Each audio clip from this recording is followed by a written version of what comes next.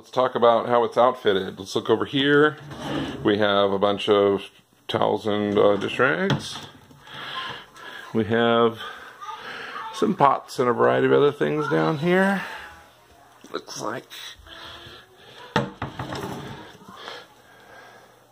good silverware drawer. Some measuring spoons.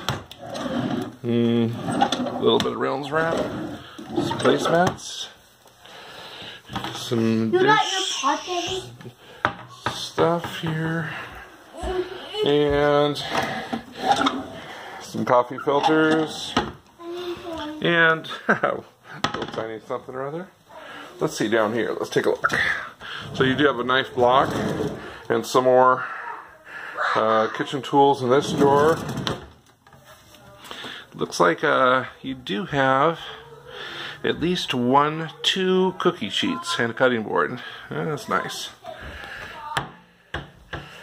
And a bunch of flippers and ladles and whatnot. Oh, and there's your frying pans. Nice.